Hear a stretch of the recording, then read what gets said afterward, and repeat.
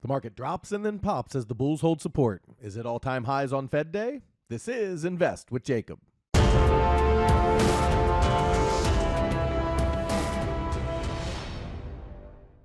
Okay, guys, so in yesterday's video, we were looking for a bounce higher regardless of the count, as both of them looked higher in the near term, and that's exactly what we saw as the bulls held support and were able to rally most of the day. Now the question is, will it be new all-time highs or will the triangle hold? I'll get into that in just one second, but first, if you're new here, welcome to the show, guys. My name is Jacob Gabbard, and this is Invest with Jacob, where we use Elliott Wave Theory to break down the SP 500 and the Nasdaq.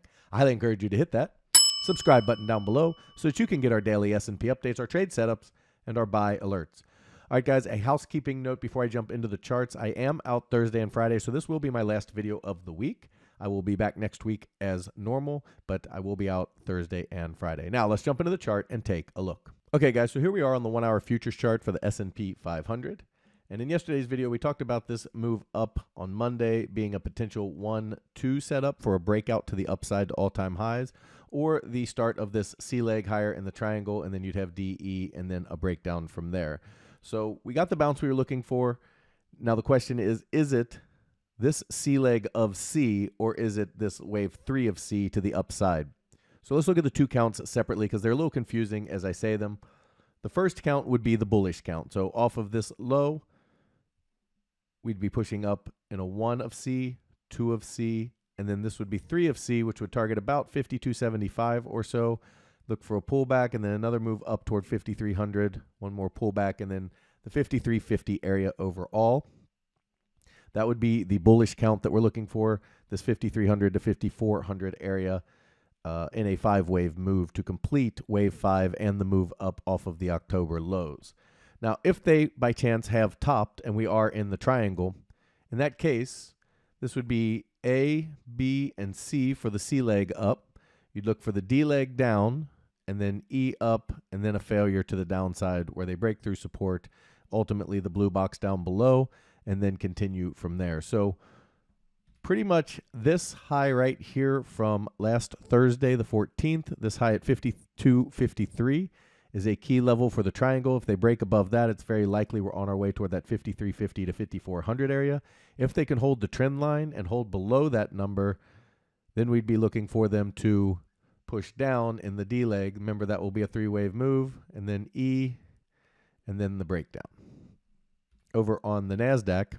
Okay, now the Nasdaq has a little bit different of a count than the ES. It's a little bit weaker. It has been weaker the whole time off of this high right here, whereas the ES has been well above the blue box most of the time. The Nasdaq has tested the bottom of the blue box and then retested the top. And so the Nasdaq has not been as strong to the upside. So the Nasdaq's pattern is a little bit different, where the bullish count would still be in the A wave of 5 most likely, where we have A, B, and C for A. Then you'd look for the B wave of 5 down, and then C higher up to that 18,500 area to complete this wave 5 and complete the bullish cycle to the upside. So the Nasdaq does still have a bullish count and does still have a bullish path. It's just a little further behind than the ES in that regard. For the bearish path, the Nasdaq could be in A, B, and then 1 of C, 2 of C, and then we break down to the downside with a target of around 17,692, which would break support, and we'd see what happened when we got here. This is a big support area. If we look across on the chart over here, there's a lot of support to that side.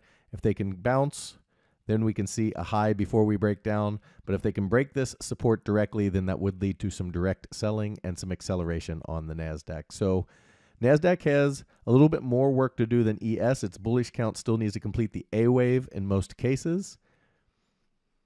Is it possible that this is all of A and it's just a very shallow A and we get a B and then a direct C? That is possible, especially with a catalyst like the Fed tomorrow. But I would like to see this A wave play out first, then a retracement, and then the move up. And you guys know how the Fed works. It can be very quick. It is possible you get something like a flash higher, a flash lower, and then the real move higher. And that would be considered A and B in those types of situations. The catalysts are very quick moving. That is a possibility. So bears need to break the blue box. We are bullish above both blue boxes. The bulls always get the benefit of the doubt in a bull market.